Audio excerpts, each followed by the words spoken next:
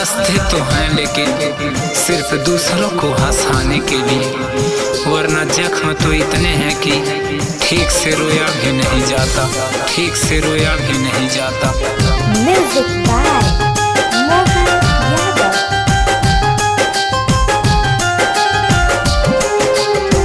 प्यार कैलू काहे खातिर सुना है करे जा, दिल दूर दिहा लूटा जहरिया भी दे जा, खाके मर जाई हम आराम से करे जा, जुग जुग जिया तू कही के बियाह बरसान से, पिया के साथे कही के बियाह बरसान से।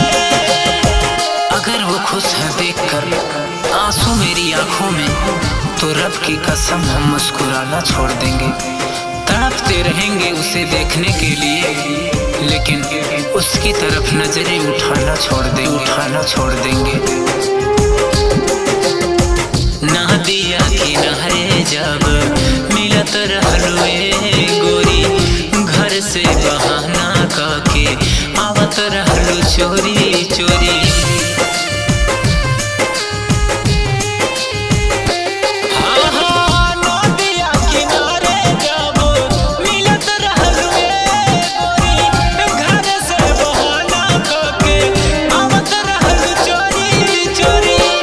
ना सहाता तनिको मीठे नवाम से, दर्द ना सहाता तनिको मीठे नवाम से, करे जा जुग जुग जिया तू कही के बियाह बरसान से, पिया के साथे कही के बियाह बरसान से। मेरे दर्द ने मेरे जख्मों से शिकायत की है, आंसुओं ने मेरे सब्र से बगावत की है, गम मिला है तेरी चाहत के समंदर में। हाँ मेरा जुर्म है कि मैंने मोहब्बत की है, मोहब्बत की है। आँखिया से नीर हमरे बहे बनी बदारिया, शोभा बढ़वलू जाके घर के सजरिया।